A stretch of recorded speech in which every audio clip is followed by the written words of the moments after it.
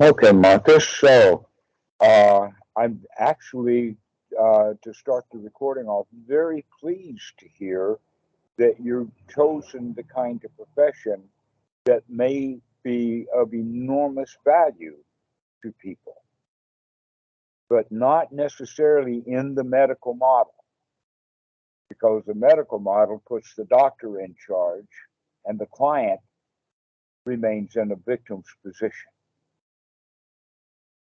But what we have to do, first off, here is to get you into the model that you are the champion, you're the winner of your own life. And then you can point that out and help other people practice that so that they can become champions in their own life also, rather than remaining victims to the depression, the anxiety, and all of that kind of stuff. Now, one of the points that I would like to make is that I have come to understand that the distinction between psychiatric and and neurosis is an artificial boundary that's based upon, uh, let us say, results rather than really what's going on in the mind. That often psychosis has the quality of some sort of brain damage, some sort of neurological problem, and that neurosis is a thought disorder. But one of the things that's important to understand is that it's all chemical. It's all chemical. And so a thought disorder is going to create the same kind of chemicals in the brain that are there if they was actually a physical disorder within the brain, and that in fact hallucinations are common. Some people just get caught at it, and those are the ones who get locked up. But hallucinations are quite common. Why do I say that? Is because we're always listening to the thoughts that we have as if they were coming from someplace else anyway. An example of that is all the rules that we learn as a child. We remember those rules, and then we tell ourselves those rules, even though we can't follow the rules. And so we make rules, we set the rules, we repeat the rules, and then we fail to keep up to the standard of the rules, and we feel bad. And that can be either easygoing, medium, or heavy duty. And if it's really heavy duty, we could call it a psychiatric case. But really, it's just a thought disorder. And so, what we're actually practicing with the teachings of the Buddha is to change, intentionally practice changing the way that we think. An example of that would be going back to music. If the child sits at the keyboard and just bangs on it in frustration because he can't play the music, then all he's going to get is the banging of the noise. But if he will focus and put his thumb down on C, and then his index on D, and then the middle finger on C, and then roll it over so that he's got the thumb on F, he can learn to play a scale. But he has to practice it over and over and over again, rather than continuing to bang on the piano, right? So this is how we begin to practice in meditation, or in the practice of Ānāpānasati, is actually practicing having the thoughts that we want to think, rather than having the thoughts that we're in the habit of thinking. And that will work regardless of what diagnosis some other shrink has put on someone. That everybody will benefit from having wholesome thoughts. That we can't make this dichotomy and saying these people we can't fix and these people are hard to fix. And the answer is everybody can fix their own mind if they had the skills and the tools to do so. And so if I can pass those skills to you, you can pass those skills on to others. That's the way of looking at it. Okay. So that does not necessarily mean that you're going to waltz into the nearest locked facility, open the doors, and say, "Everybody, go home. You can go do what you want to do," because they're not skilled yet. They have to develop those skills, and so and some people don't even know that they have to make skills. I'll give you an example. There was a woman who was diagnosed as uh, borderline. I think you understand the term borderline. And after a lot of time with her, I came to find out that basically she was just merely retarded and didn't have social skills. And she would make really bad decisions that she wound up with that label. And that if she did have the skills and was taught the skills to deal with people at a social level, then she could have an adequate life. That the retardation, her lack of being able to figure things out, then was the problem. That she was not necessarily that close to being schizoid or schizophrenic or anything like that. They had mislabeled her. That if anything, they should have labeled her as retardation and then get her to an occupational therapist to start to teach her the skills that she needed. In a way, we can say, well, that's the problem with everybody. Everybody has the problem that we don't have the right social skills that we need. And the reason for that is because when we were raised, the people around the little child that we were didn't have the social skills either. And so they passed their mental illnesses on to the children. And so we wind up with an entire culture of people who are mentally ill. Some of them are just functional, but we're all mentally ill. Bhikkhu Buddhadasa talks about it in the sense of a spiritual disease. Every one of us has a spiritual disease. Why? Because we're not at ease. We're at dis-ease. And if we can learn to practice being easy and being at ease, then we don't have a disease. And so this is how we practice Ānāpānasati then, is to get the mind into a state of ease by focusing on things that are easy rather than things that are hard. And here we go around having a hard life is because we keep focusing on what's hard rather than focusing on what's easy.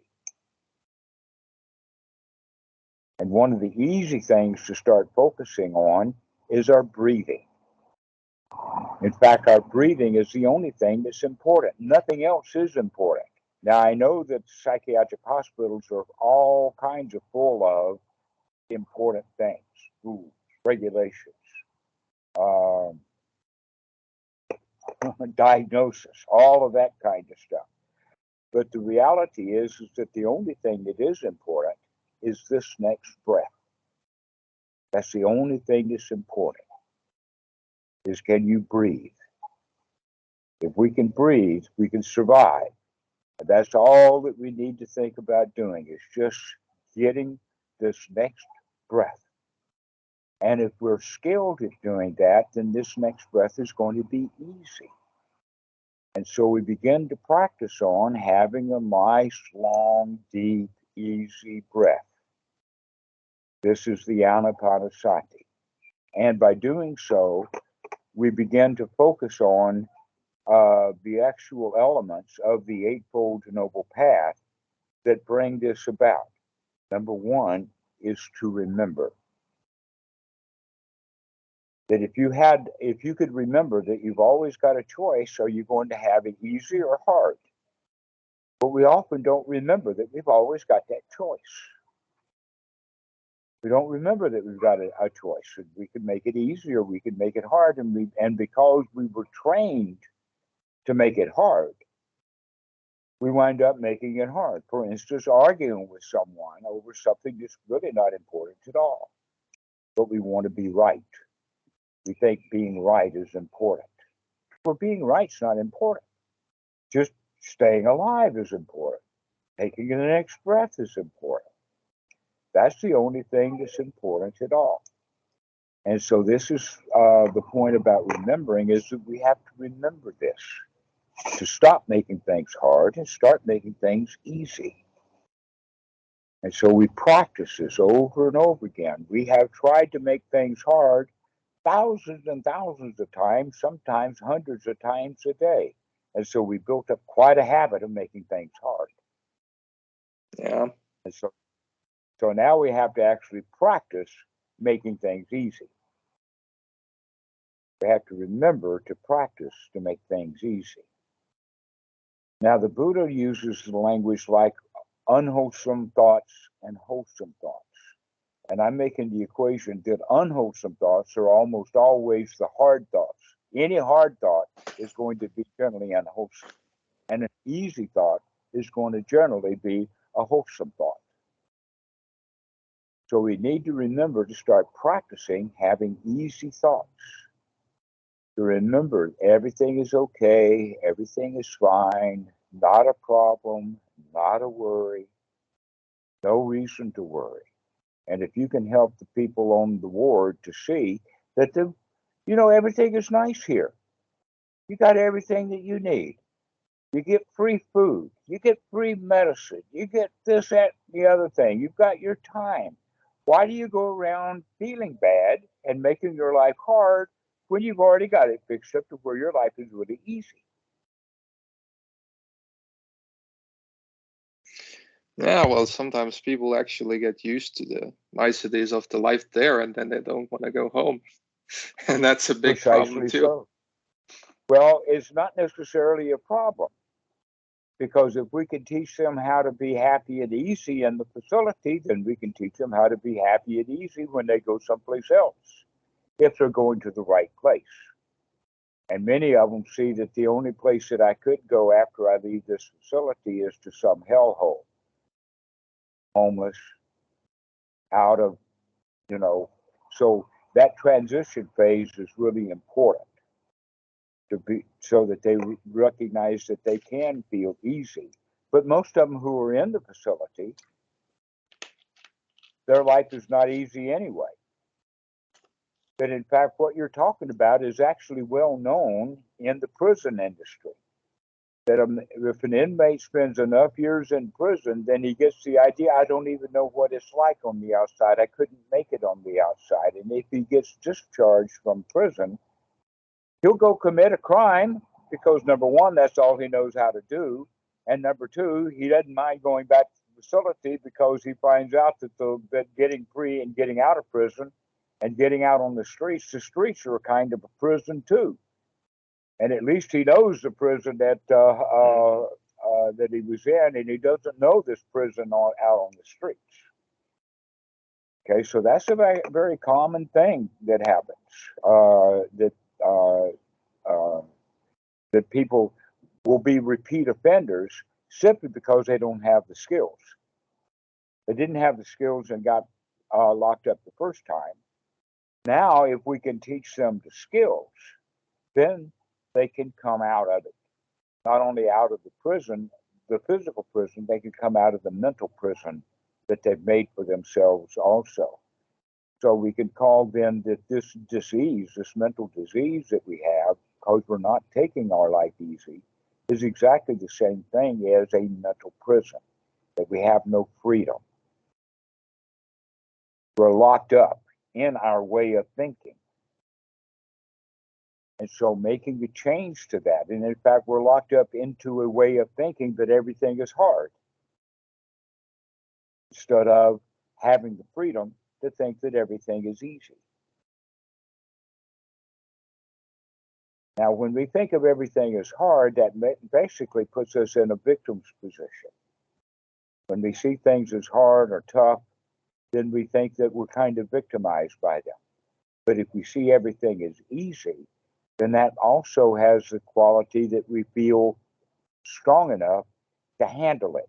It's not so heavy. This is a winner's attitude, the attitude of being able to win, be able to succeed, be able to succeed at feeling easy. And so they go together like that.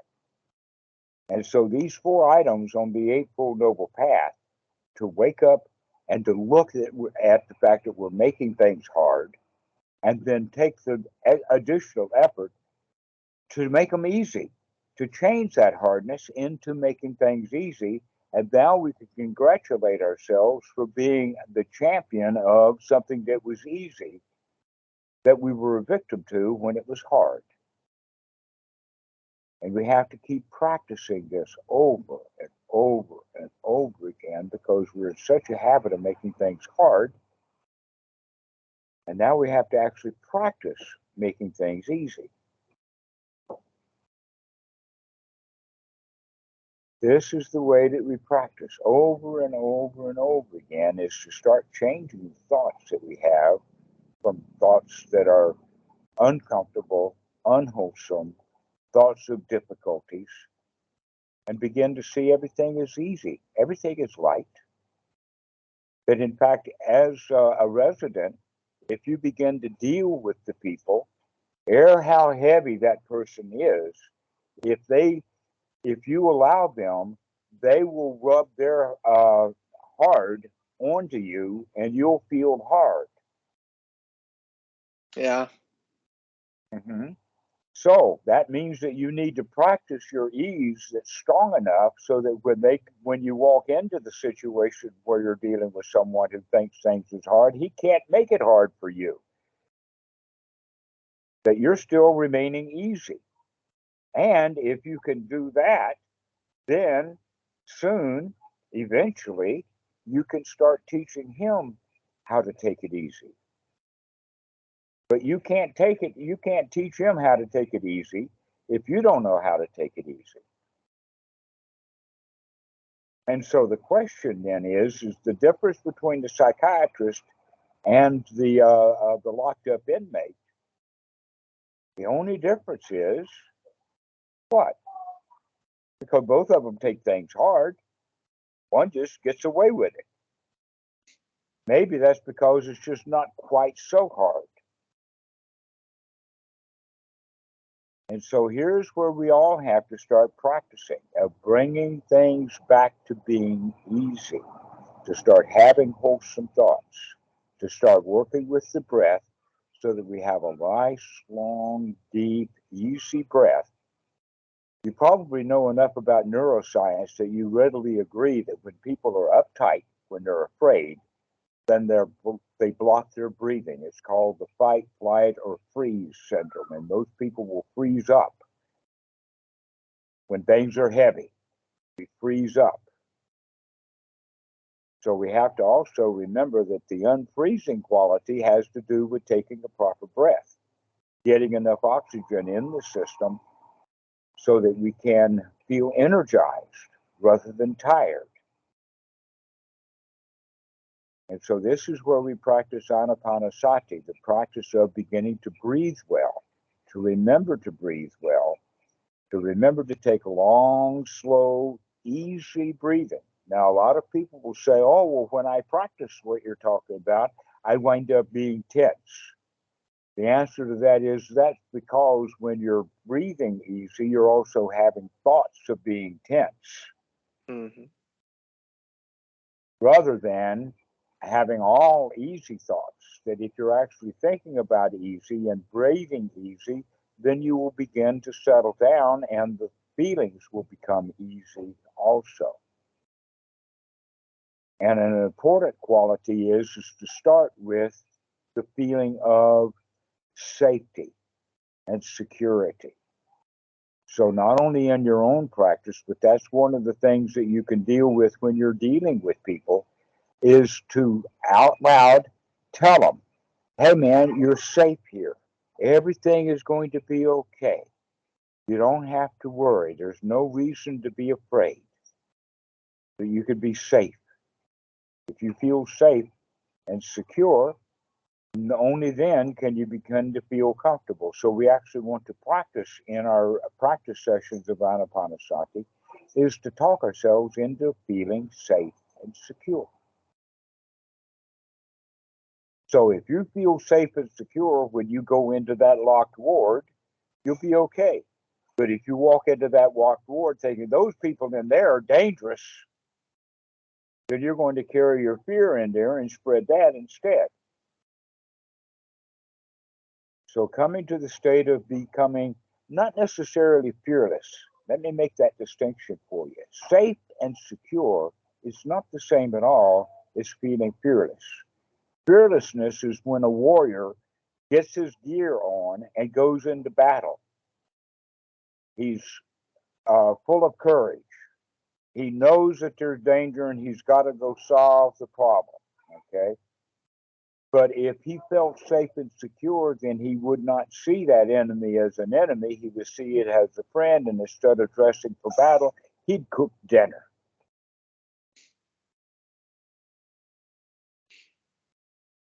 He's got a guest coming.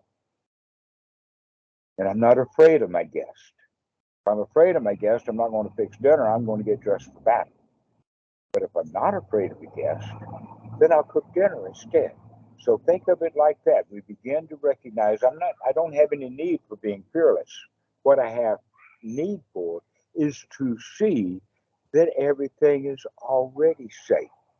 There's no problem here for me to get uptight and afraid of. And so while you're in seclusion, like the room that you're in is safe. You don't have any boogeymen in the closet. There's no bear under the table. Everything is safe and secure. So we can take a deep breath and feel safe and secure. Thinking thoughts of being safe and secure. That's one of the things about the psychiatric place is that the people generally do not feel safe. That when they see the psychiatrist walk on the ward, they all get tensed up. They see anybody walk in the ward. What is that? Right? And so that's a standard thing. It's human. We all carry around fears. We got in the habit of being afraid because we were children. And children have a good reason to be afraid of adults. Adults are dangerous. But you're an adult now. You're a big boy now. There's nothing to fear from those adults around you. And so this is a primary thing to start working with. And because of the situation that you're in, I will harp on this. And that is the issue of feeling safe and then promoting feeling safe to the people around you. If the people around you feel safe, they won't need quite so much medication. Medication is there because to help them control their fear. And if they don't feel fear, we don't need the medication, at least right now. We don't need it. We only need it when people are uptight. And so how can we teach them? Well, one is to give them an example. So it's important for you to get your fear conquered so that you can walk on that ward happy as a lark, knowing that you're completely safe and secure. And radiate that to the people around you. They'll pick up on it. And so this is how we begin to practice, is recognize that the way that we live our lives on the inside affects the way that we live our lives on the outside, and we affect other people also. So it's almost now even more important for you to start to work on this getting feeling of safe and secure. So start practicing that. over and over again. Keep reminding yourself, everything's all right now. Everything is fine. No dangers, no worries, no problems. Everything is easy. Nothing hard about it. And so this is the kind of language that we'd use, having easy words, safe words, feeling uh, confident. That in fact, if we do feel safe, confidence will grow. And so the order that we go in, number one, is to feel safe. If you do not feel safe when you're sitting in your meditation, there's no place else to go. That's the very first thing that we've got to get, is to feel safe and secure. So if you do feel safe and secure, now we can feel comfortable. If we do not feel safe, that's an automatic feeling of discomfort. But if we can feel safe and secure, now we can begin to feel comfortable. Getting comfortable, the next step along the way is becoming satisfied. If we can feel safe, secure, and comfortable, isn't that good enough right now? Isn't that enough? And so now we can begin to feel satisfied. Yeah, this is okay. This is all there is. This is everything that we need. And if you can feel safe, secure, comfortable, and satisfied when you go on to these wards, you will exude safe, secure, comfortable, and satisfied. And people will begin to pick up on that very slowly. This is actually the beginning now of remember we were talking about a piano teacher. Okay, they need to have a piano teacher who actually knows how to play the piano, can demonstrate playing the piano. And so every time you walk on the ward, you have to ask yourself, am I ready to go on this ward? Feeling safe and secure and comfortable and satisfied. So we begin to practice that way. Right now, do I feel safe, secure, comfortable, and satisfied? Do the thoughts that I have make me feel safe, secure, and satisfied? And if they don't, let's change the thoughts that do feel safe, secure, comfortable, and satisfied. And so this is the way that we practice, doing this over and over again. These three things run and circle around each other, building this up. What are those three things? Sati, to remember, to take a look at what we're doing in the mind, how we feel, to remember to look at it, and then to take the right effort to make a change, to throw that hard out and make it soft, make it easy, to throw the dangers out and recognize there are no dangers. We could feel safe and secure over and over and over again. These three things of to remember, to look, and to make a change. To remember, to look, and to make a change over and over and over again. And as we do that, something new begins to happen. And that is, we begin to get the attitude, I do feel safe. I do feel secure. I do feel comfortable. I do feel satisfied. I can do this. I can feel satisfied. And now we're adding the additional element of success. I'm successful at being safe, secure, comfortable, and satisfied. This is the attitude change, the I can do it attitude. This is in the Pali is Sama Sankappa. And so we add this fourth item to the first three. And now right attitude actually helps the effort. That if we've got the right attitude, then there's not so much effort that's needed. An example of that would be that the teenage boy is at home and his mom walks into the kitchen and sees there's a pile of garbage. And she has already decided in her mind that there's a rule that the teenage boy has to take out the garbage. And so she comes in and she sees all this garbage and she yells at her kid to go take out the garbage, blah, blah, blah. You know all about it. And he gets the garbage because he's got to take it out and he takes it out, but it's a struggle. It's hard work. He doesn't like it. Fast forward a while, and now this kid walks into the kitchen all by himself on his own, and he sees that pile of garbage, and the thought comes, Mom will be really pleased if I take out the garbage. She'll be surprised. And so he takes out the garbage this time, but it's not nearly so much effort because he's got an attitude change.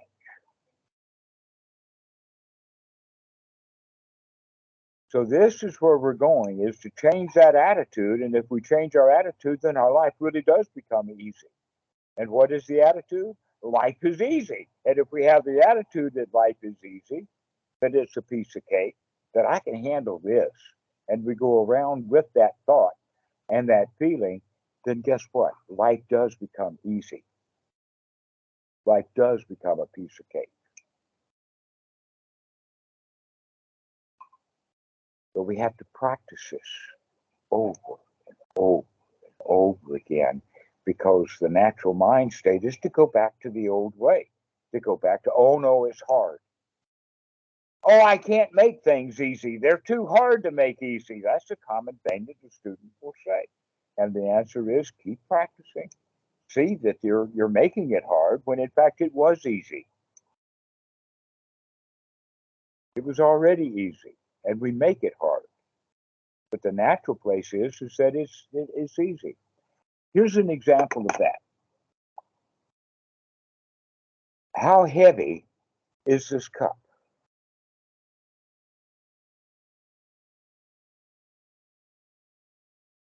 How heavy is it? Not particularly. Well, here's the point. I didn't ask how much it weighed, because how much it weighed is measurable. How heavy is an emotional, psychological thing. And guess what? The longer I hold it, the heavier it will get. But if I hold it for 5 minutes, that's okay. I'm strong enough to do that. But I can't hold it for 5 hours. I'll want to give it up. And 5 days, my arm will get really, really in bad shape. And for 5 years, and I'm going to be like one of these Hindu swamis with an atrophied arm. Okay. So it has to do then with the heaviness, has to do with how many times or how often or how keep coming back and holding it and holding it and holding it. But the easy thing to do is to set it down. In fact, when the cup is sitting on the table, how heavy is it now? It's not heavy at all. It's not heavy at all. It's just sitting there. That's all by itself. The heaviness was because I was trying to hold it. When I just drop things, just set them down, they're not heavy anymore. That would help you also in the sense that if you have the idea that you can help someone, and therefore, in order for you to feel good, they have to get helped, and then they don't get helped. And so we work at trying to get some help to that guy, and he won't take the help. So we make him heavy because we keep picking him up rather than just letting him be. That in fact, if we could deal with him as if he's not heavy at all, then he might begin to see that he's not heavy. But if we get heavy because we want him to change, then all we're presenting him with is our own heaviness, and that proves him right all along.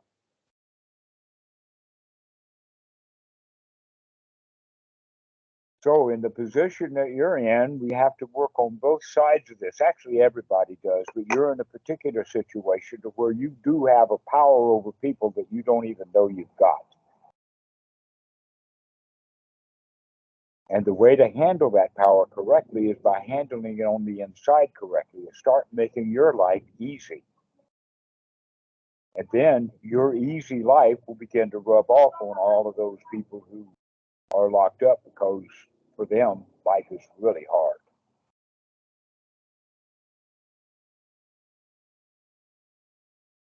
So what do you think? Yeah, I think it's like true. Like even my attending said that like just the when you're interacting with the patient, just the fact that if your nervous system is calm, like they will pick up on it to some degree, and it will Hmm. like calm their anxiety a bit. Hmm. Subconsciously, even they may not even be aware that you're picking up on your calmness. And if your calmness is strong, then that will overpower their uptightness and they will begin slowly to calm down too. But if your calmness is not strong, then they're going to agitate you. Yeah, exactly. Hmm. And knowing that that relationship is there, in fact, there's a Pali word for it. It's called mudita, and it's often referred to as sympathetic vibration. But we literally pick up from others what they're feeling.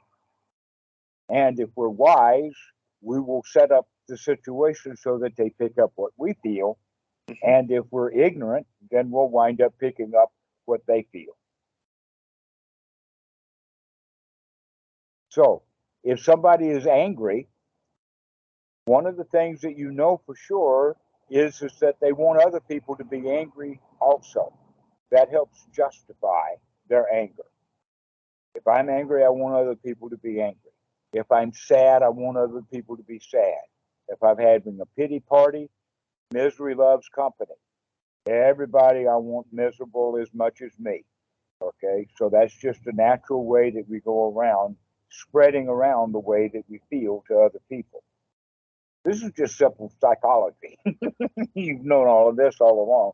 But now we're beginning to understand oh, well, we can use this simple stuff that we all know as actual working tools, that we can use these as skills, that you do have an effect upon the way that other people feel.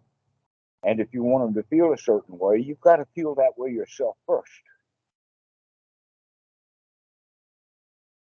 So practice the way you want to feel so that you can get yourself into feeling that way. Why? Because we have all our lives practiced the way that we were taught to practice. We weren't given a choice. But now I'm pointing out to you, you do have a choice. But you have to practice it over and over and over again. You have to keep practicing, keep remembering, keep looking at these heavy thoughts that we have and change them to easy, light thoughts.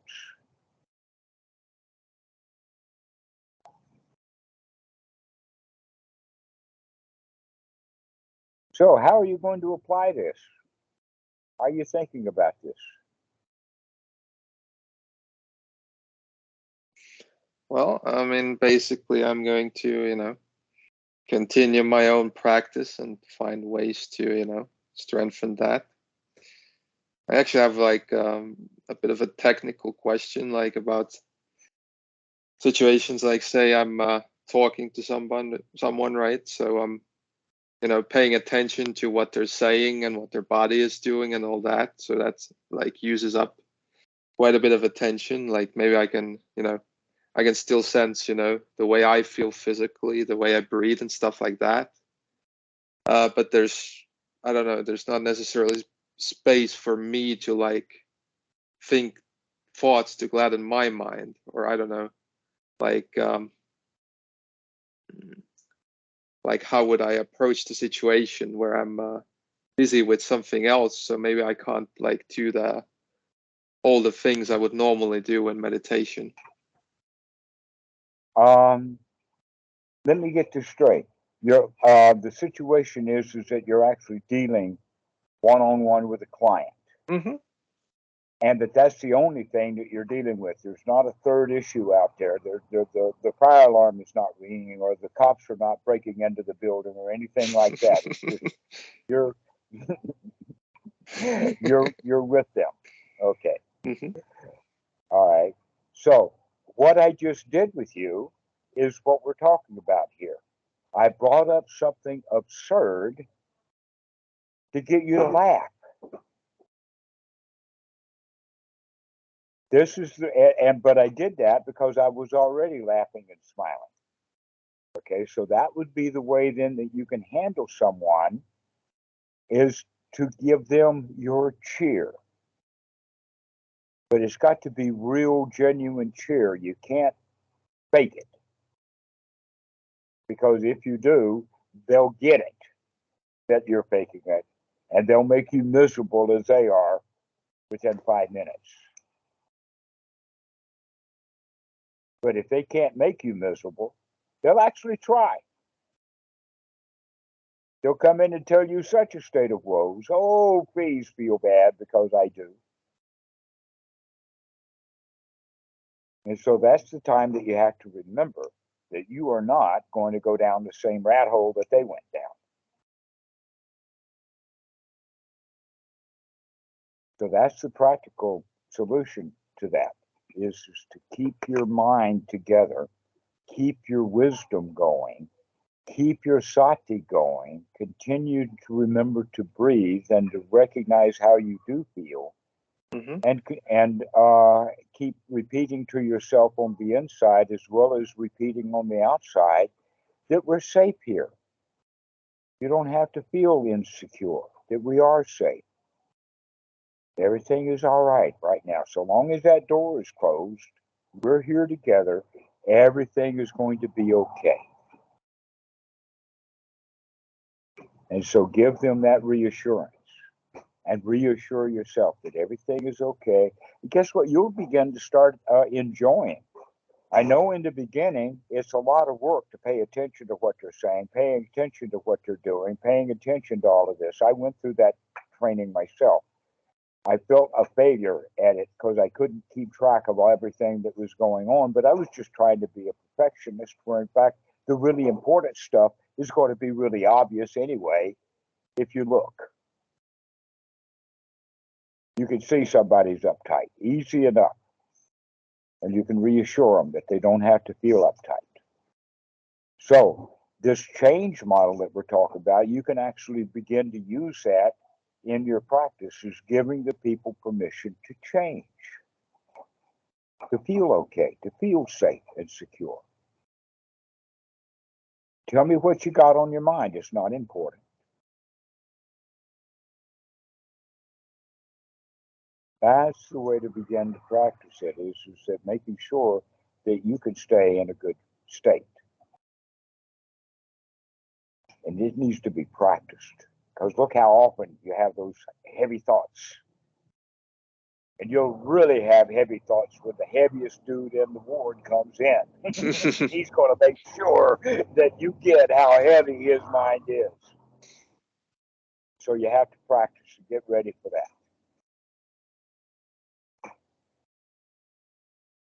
So that's my advice right now, is to begin to see that you can practice on both levels. One is because you're already doing this practicum stuff. You're already in there. That's the time that you need this sati the most. You need to remember that you can, in fact, run the situation, that you're the psychiatrist here. You're the one in charge. And everybody in this room is going to feel just the way you want them to feel. But you're the first in line to get yourself to feel the way you want to feel. And then, pacing and leading, you can get other people to feel that way also. You know what I mean by pacing and leading?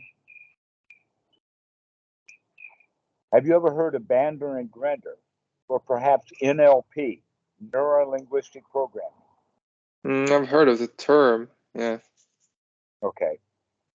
So I'm referring to their style of communicating with the person, getting on their level, and then pulling them out of it into your joy.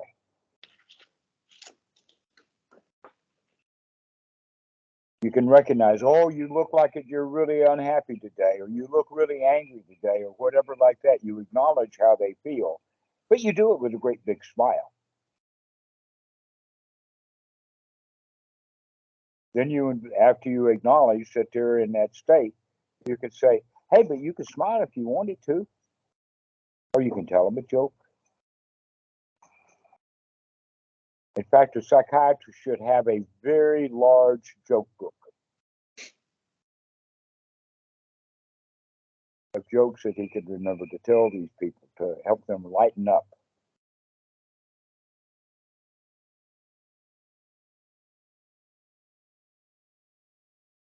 So I tell jokes a lot. So this is the way that I would recommend that you practice.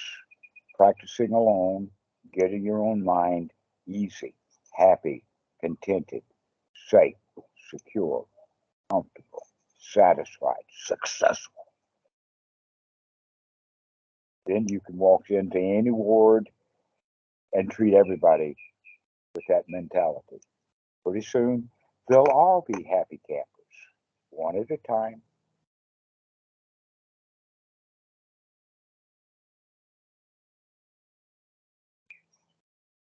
It doesn't mean that they're going to get out of jail free, but it does mean that they can enjoy themselves while they're there.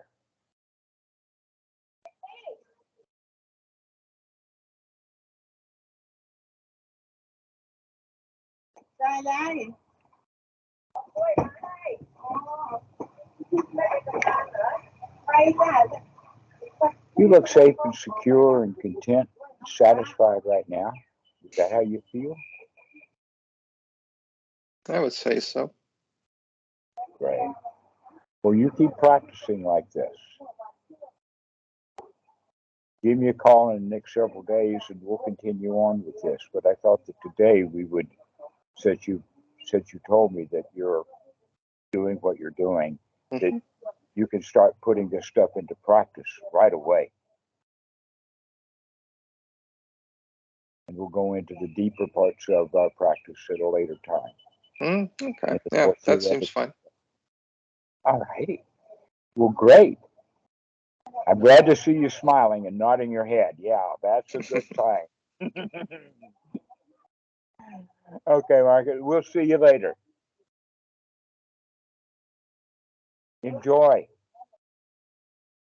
We'll see you. Bye. Okay, bye-bye.